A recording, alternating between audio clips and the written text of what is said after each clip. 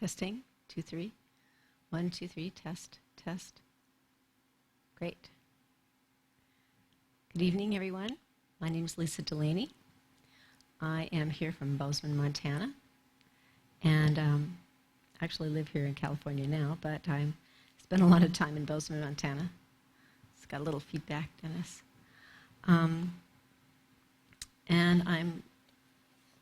And we're going to talk about fulfilling our highest divine plan and being our real selves. And we're going to start out with a video, and it's called I Am God Free. And let's just take it in. Listen to the music, look at the visuals, and just take it in. And we'll go on from there.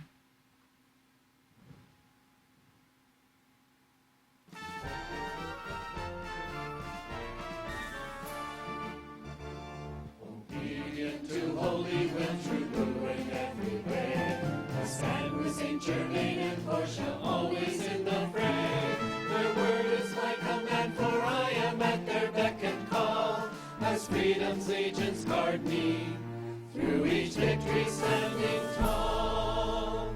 God free, I am God free, my higher self to thee. God free, I am God free, a blazing sun to thee. I wield the sacred sword and spear, intone each holy sound. This golden jewel breastplate wear pure radiance all around. The good Lord is my shepherd, I shall never want or fear. His angel armies guard me, I can feel their presence here. God free, I am God free, my higher self to thee. God free, I am God free, a blazing sun to thee.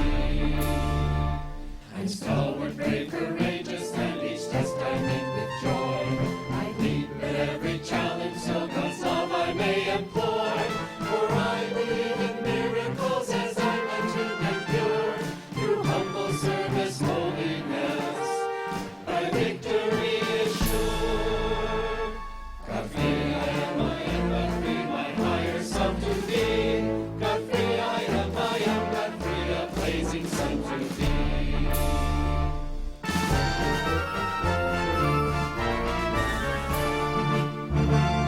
Obedient to holy will, true blue and everywhere. I stand with Saint Germain and Portia, always in the fray. Their word is my command, for I am at their beck and call. As freedom's agents guard me, through each victory standing tall. God free, I am God free, my higher self to thee. God free, I am God free, a blazing sun to thee. I wield the sacred sword and spear, intone each holy sound. His golden jewel breastplate wear pure radiance all around. The good Lord is my shepherd, I shall never want or fear. His angel armies guard me, I can feel their presence here. God free, I am God free, my higher self to thee. God free, I am God free, a blazing sun to thee. I'm stalwart, brave, courageous, and each test I meet with joy. I leap at every challenge, so God's love I may employ. For I believe in miracles as I learn to endure. Through humble service, holiness, my victory is sure. God free, I am God free, my higher self to thee. God free, I am God free, a blazing sun to thee.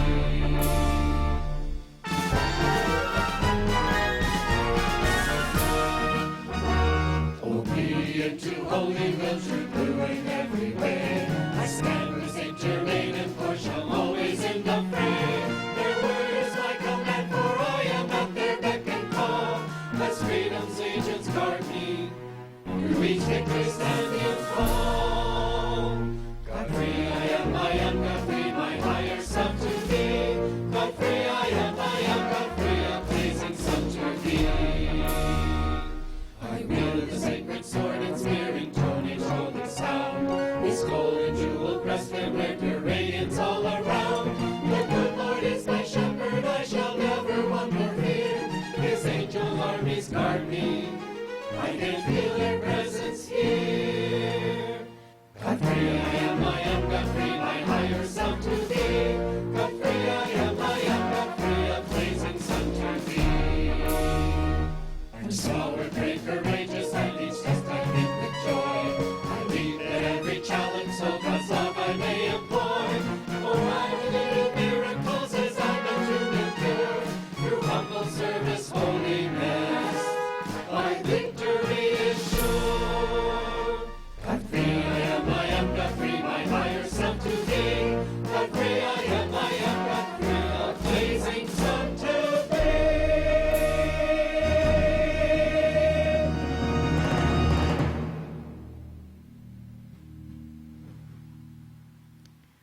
Thank you, Dennis.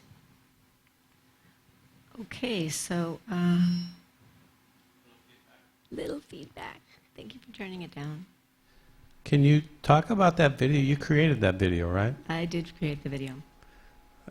I love the visual, especially with you had so many little key ones in there with the Muslim lady with the Right. what do you call that, a hijab, Burqa or whatever. That wasn't a whole burqa. That was a God-free, and then you had many different people in there that, you're saying, with that beautiful light around them, that they're God-free. right. Becoming God-free. We are all becoming God-free. That's a really, really powerful visualization, I think. And it's really important to visualize as part of your divine plan. So let's back up a little bit. What is a divine plan? I think it's an outline, maybe an agenda for potentials that each of us have. And it's completely, uniquely for you. And it's about doing things and about becoming things. And mostly it's about building soul stuff. And it's exactly, and you come into embodiment and you develop this, and it's exactly what your soul requires at this very step on the path in your evolution. So what does a divine plan look like? George Washington has a very famous divine plan. Everybody knows that. He started as a surveyor, and he was a soldier, and he made tons of mistakes. I mean, he's just famous for his mistakes. But he was a big guy, big, handsome, strapping guy, and people really liked him.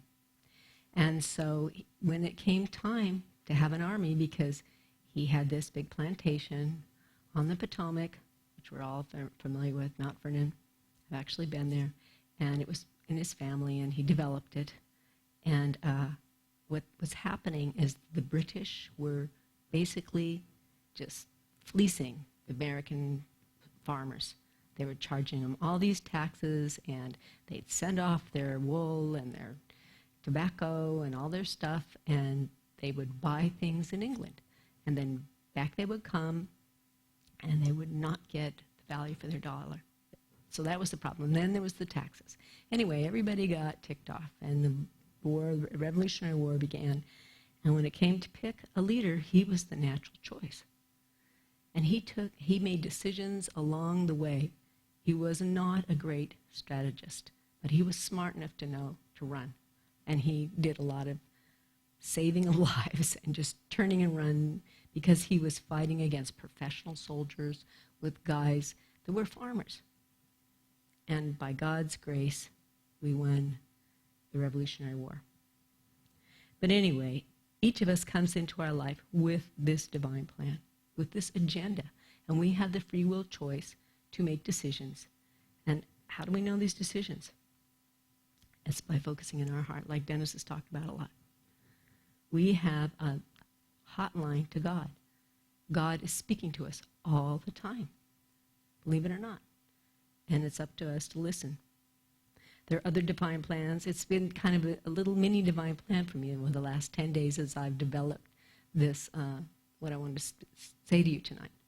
I've had some interesting encounters, and for example, I went up to Quest Haven, not this weekend, but last weekend, and their guest speaker was this guy, Dan Willis, and he's a retired captain from the Mesa Police Department. He's been in the police department for 25 years, and he spoke on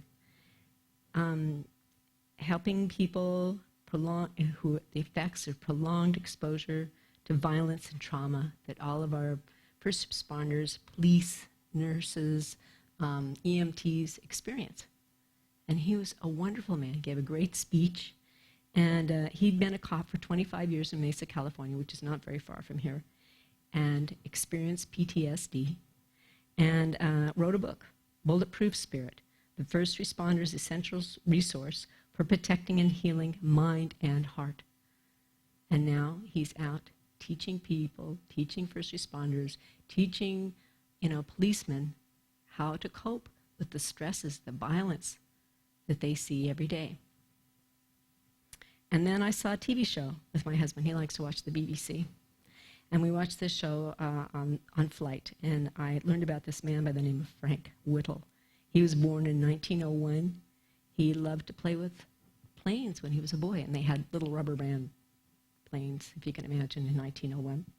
And his father was a mechanic, and he was really handy, and he entered the Royal Air Force at a pretty young age, and he was a boy apprentice, and then worked his way up, and he became a pilot for the RAF, Royal Air Force, and he was posted in a fighter squadron in 1920, and he served as a test pilot from 1931 to 32, and he studied at the RAF University and University of Cambridge from 1934 to 1937. In his senior thesis in 1928, he put forth the vision of jet propulsion. He was ridiculed. They all thought it was stupid, impractical. Forget it. Nobody supported him. He didn't get any support from the RAF. He didn't get any support from the government or private industry, but he persevered. And in 1930, he submitted his first patent, and in 1937, he built his first jet airplane, which has completely revolutionized air travel to this day. The next person I want to talk about is Judith Younger, who's a beautiful friend of mine who died about 12 years ago.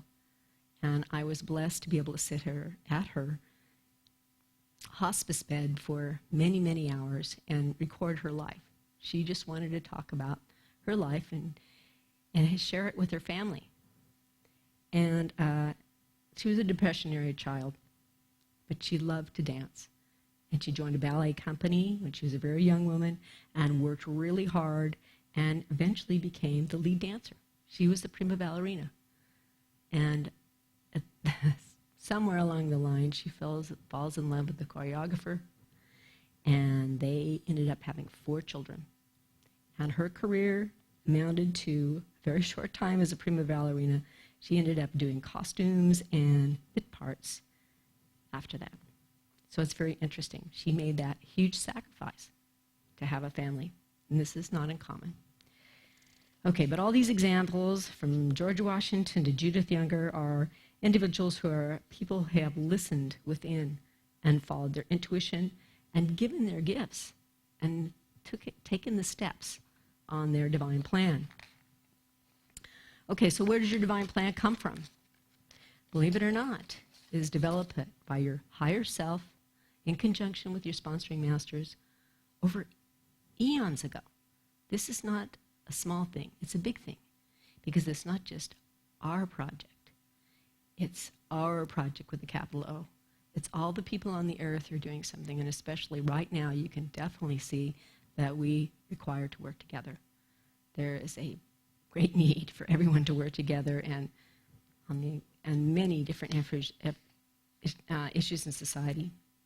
And even more interestingly, between lifetimes, you work with beings of light and other souls to plan exactly what you're going to do. There's a really interesting book by the author by the name of Tanya Gammon. She actually lived in Livingston, Montana. But the title of the book, write this down, Heaven and Earth, How It Works. She's a psychic, and she wrote this book, and she talks about, one part of the book is about a lifetime that she had during the Napoleonic Wars, where she was a young woman, she married a soldier, and her entire goal in that lifetime was to overcome attachment. Naturally, her husband was killed in the wars, and she couldn't accept it, she couldn't get over it. She made herself and everyone miserable after he died, and proceeded to, die herself very young. Following your divine plan is making free choices to do things that ultimately develop soul faculties, virtues, unique things. They use skills, talents, all work together to create this very unique package that is you. In the second coming of Christ, Yogananda hypothesized that God created life because she delighted in seeing the new and wonderful manifestations that appear, like flowers in the garden, the colors and the uniqueness of each one. God is watching us and looking for what we're going to do next. Each of us has this divine plan to offer And the question is, what will we offer? What art? What gorgeous colors, freshest fragrances, inspiring sounds of the Spirit will each of us manifest to glorify God? And as we've all seen beautiful plants and flowers and how they're all unique and different and colorful and sound different. And so is with each member of humanity. We are all completely unique, and it is exactly your choice what you become and this distinct package of consciousness and light contained in this physical body. Well, we all have done George Washington. Look what he did. He managed to be president twice, and very smartly. I mean, he didn't even want to do it the second time. They sort of made him do it. And he very rightly made the law and, endorsed the law that the president should only be there 2 terms. So that it wasn't like the king. That was what everybody was afraid of. They would just have another king.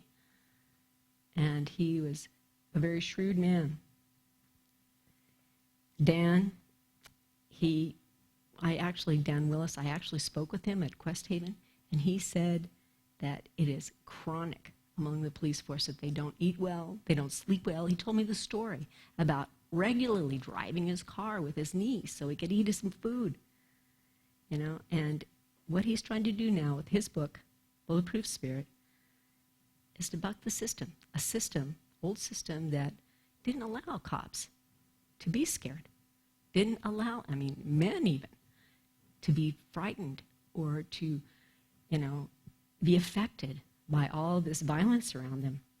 And we have all seen these videos on the TV set of these absolutely scared, spitless cops that shoot people. They're frazzled, they're right on the edge, and it just pushed them over. So Dan had the courage to step up and buck the existing system, and now he is teaching because he has the compassion and the strength, because he's been there. He talked in his book about, the first of his book talks about, he was at a birthday party for his daughter, and he said he was completely empty. He could not even relate to the people in his family because he was so traumatized by the violence. Seeing people shot, etc.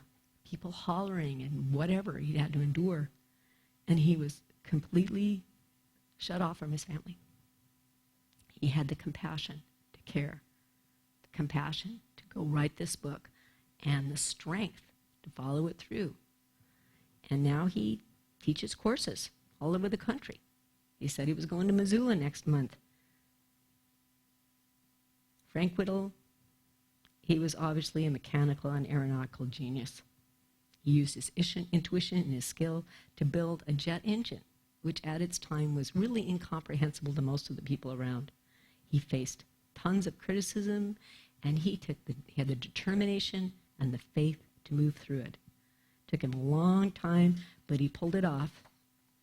Judith, God bless her, she developed her body and her mind by dancing.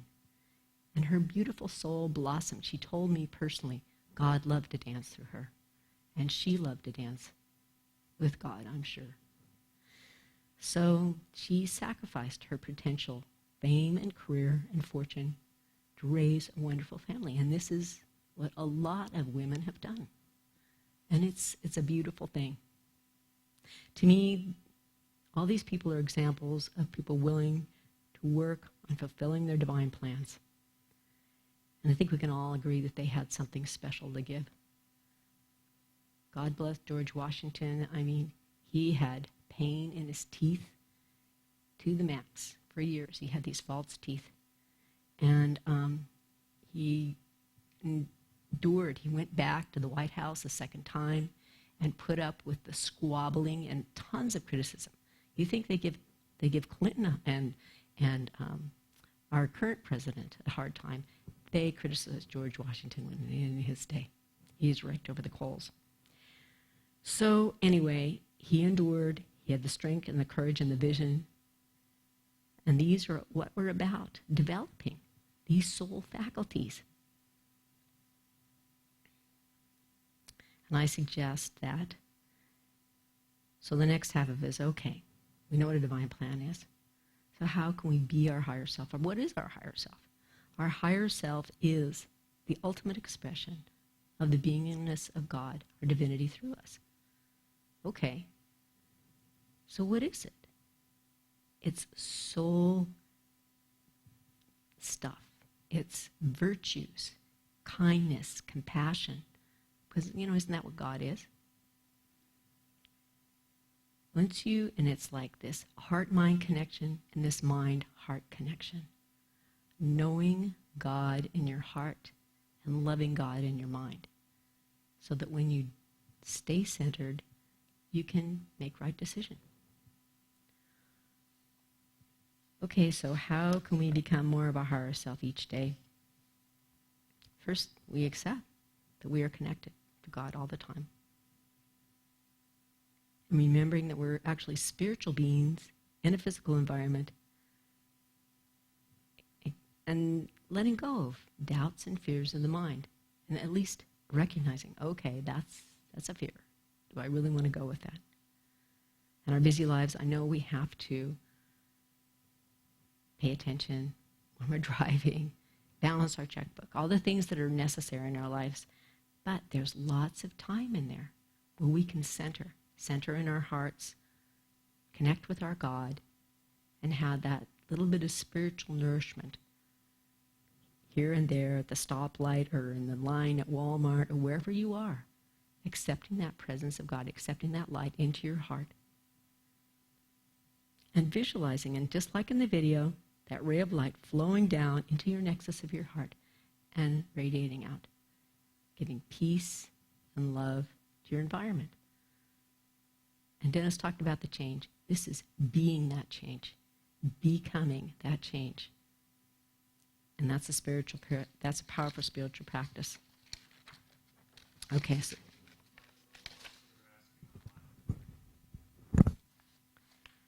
what are some strategies to connect with your heart? First of all, be conscious, be present in the now, be mindful, and let go of the human thought process whenever possible. If you're really interested in studying that, there's a very important book called The Power of the Now by Eckhart Tolle. He's a master. He defines it. He tells you everything you need to know in that. He's written a dozen books, and it's well worth reading at least one of them. And while you're in the now, not in the future, not worrying about what you're doing next, not in the past, stressing about what happened in the past, but listen to that inner voice. Be still. Accept what comes before you as an opportunity to utilize and develop the highest aspects of your selfhood. Omram Mikhail Ivanhoff, a great Master Omram. His teacher was Peter Danoff, who developed panrhythmy dance, which a lot of you are interested in. Anyway, he talks about how the good is good and the bad is good. Whatever comes, whether it's a stub toe or it's a traffic ticket, there's something to be learned in that experience. Receive your inspiration from your divine source through meditation. Dennis, thank you very much. We are grateful for these opportunities. And your divine plan happens in increments. I think that we see that George Washington was not ready to be president when he was a surveyor.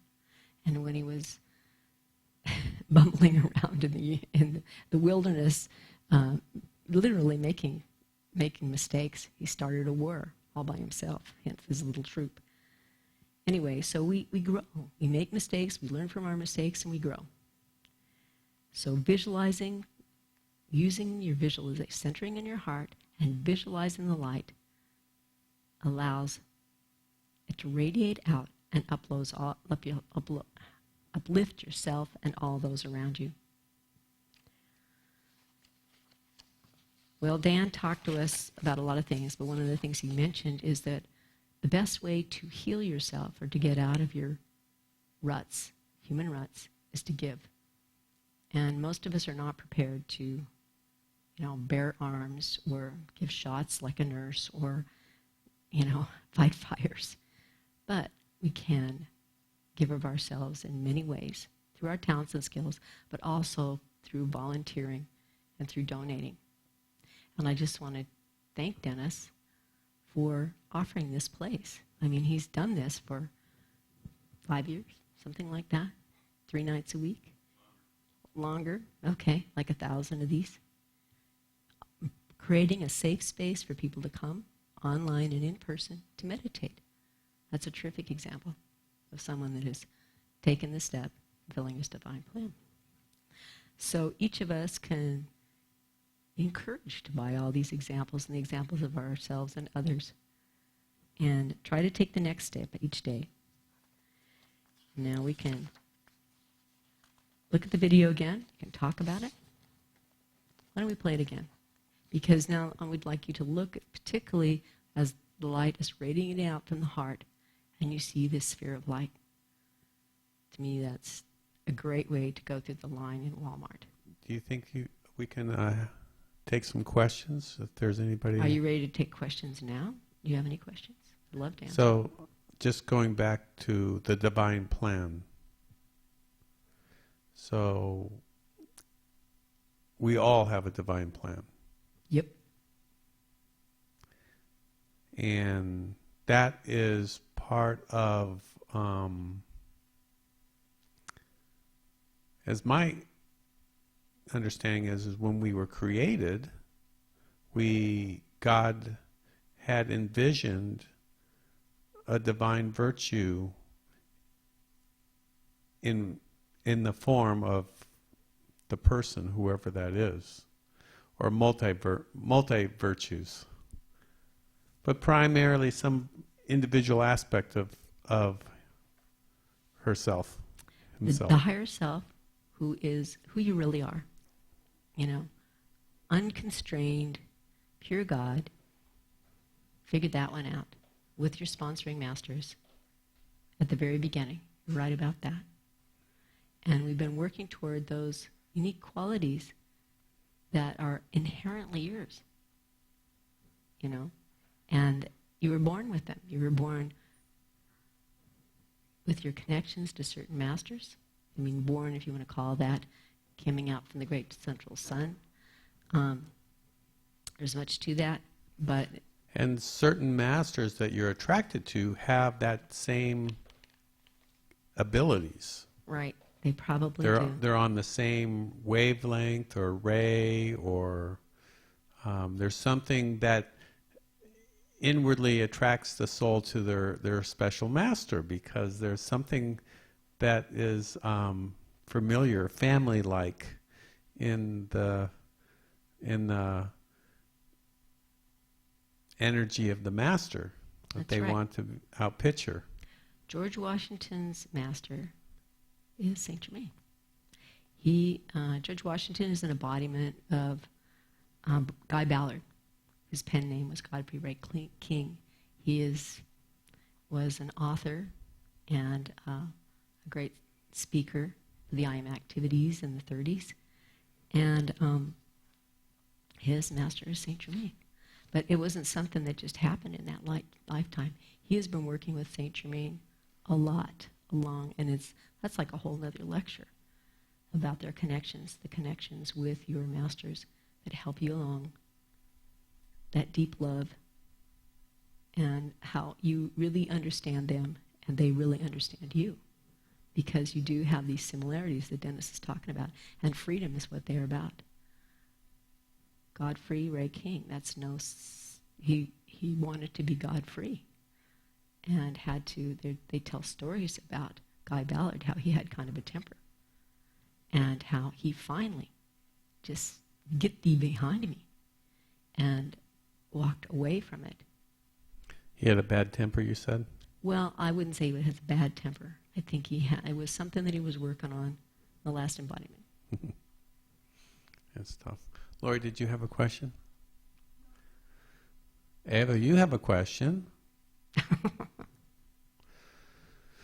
So, anybody online, if you'd like to ask Lisa a question, go ahead and text it in the chat there. I'll take a look at it. Let's see. Oh, here's something.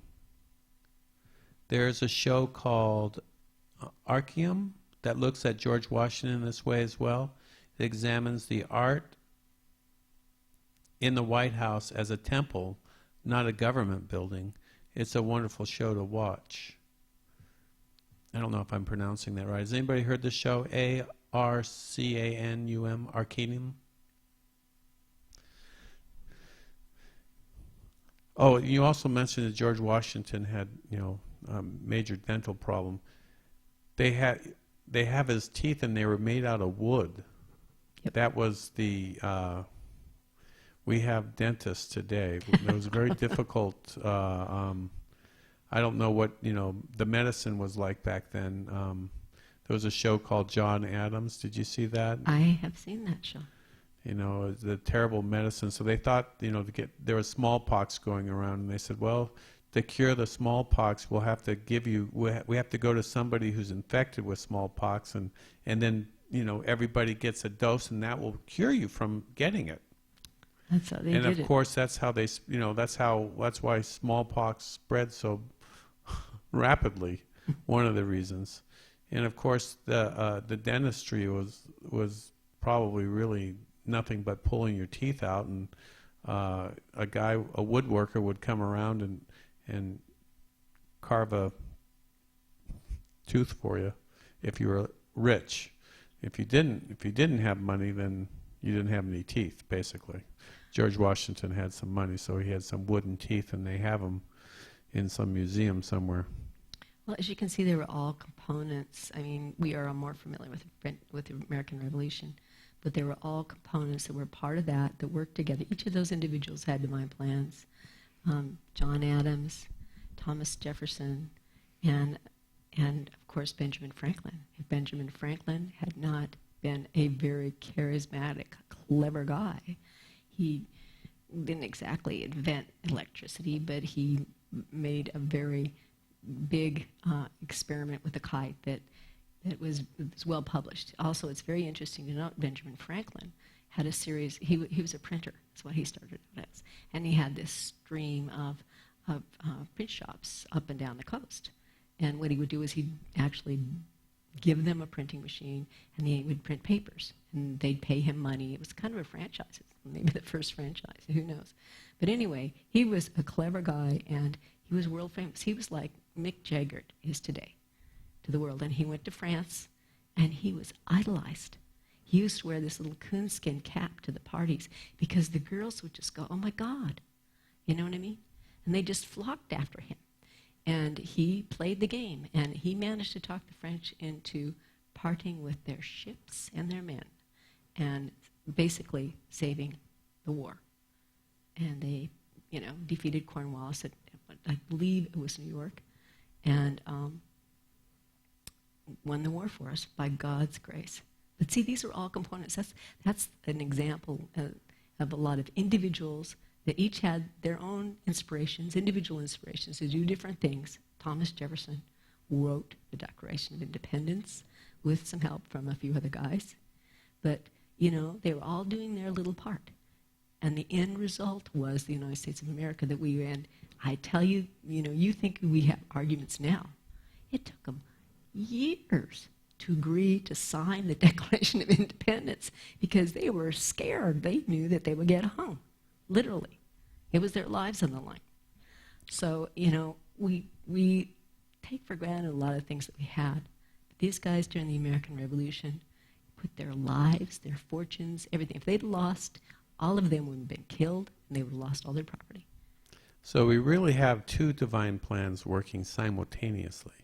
We have our own individual plan as we outpicture our own inner God nature, and then we also have God's plan for the earth and bringing heaven to earth. So there's a divine plan for planet Earth, and when we work with God in a bigger way, we're working to create huge change on earth, and that's what Saint Germain and George Washington and Thomas Jefferson did. Is they wanted to have a government that was run by the people. run by the people, where freedom was the utmost priority. That's right. Individual freedom.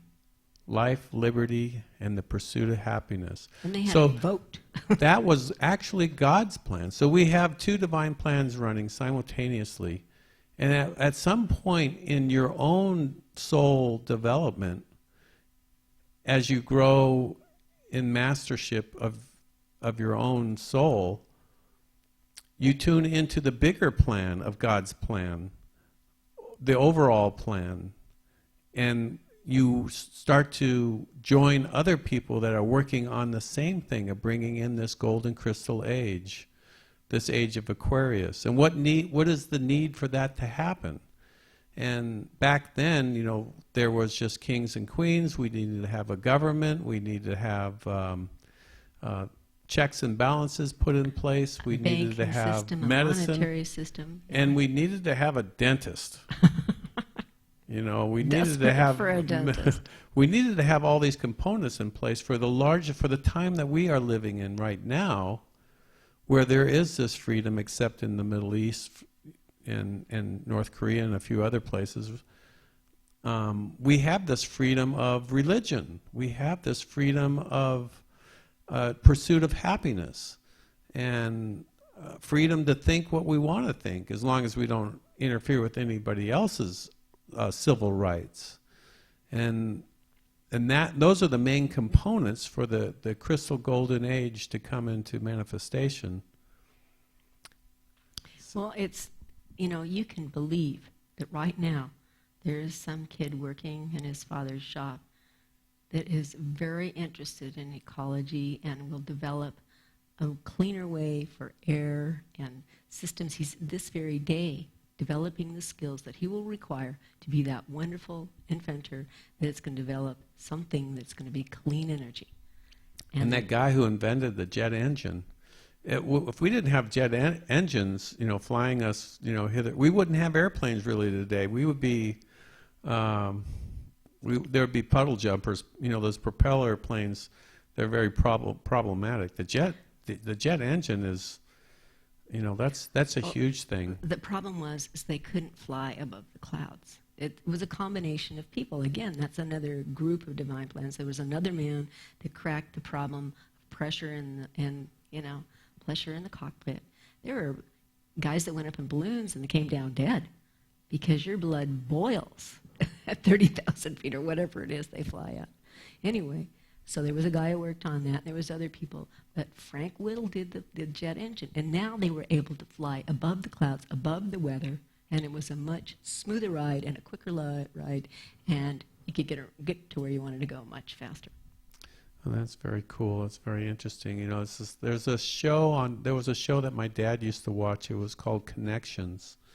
And they would take, like the formation of like a grain of sand or whatever, and then somebody figured out how to melt it and turn it into glass, and they would just follow that thread all the way to where we are today with that technology.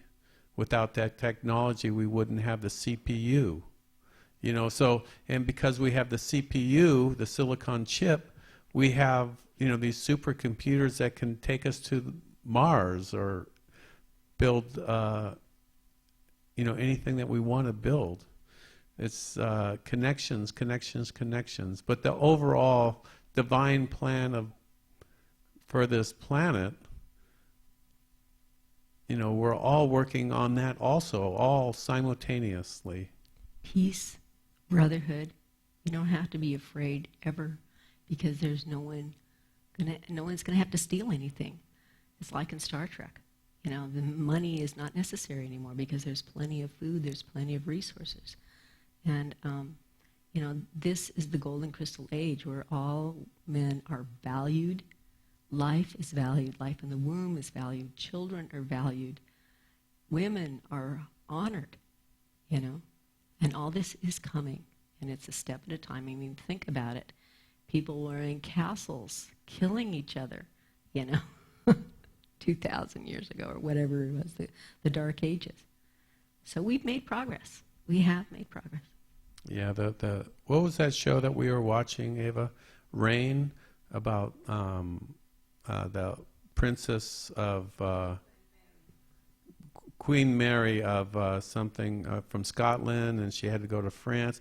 Well, anyways, the drama that happened in that castle with the king going crazy and wanting to go to war, and everybody had to go to war, and then the church was involved.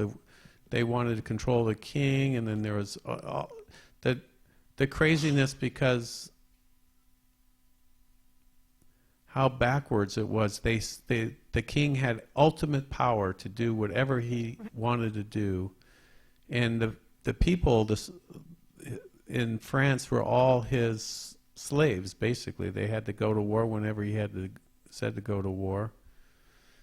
To get away from that into a democracy is a huge blessing for us. Bless you, Gesundheit, or salute, as they say in Mexico. Well, anyways, yeah, so glad we don't have that king-queen thing anymore. Let's see, it is almost 9 o'clock. I think we should. I think, yeah, we should do the closing invocation. Okay. Why don't you do that, and we'll blow out the candle and have some snacks. Great. Well, thank you everyone for coming. I really enjoyed putting this together and sharing it with you here and online. In the name of the Christ, my money and presence, we call to all the sponsors of the Temple of Clarity, Lady Clarity, Blessed Saint Germain, and beloved Godfrey. We thank you for your stories. We thank you for your lives. We thank you for your sacrifice. We accept the presence of God in our hearts where we are, and not just in our hearts, but we see it in everyone else's heart as well. We always respect and love each other. We accept peace in this earth, and we accept this done according to God's holy will. Amen. Amen. Thank you, everybody, for joining us. We will be broadcasting again tomorrow at 7:30. Join us if you can. And we'll have this closing music.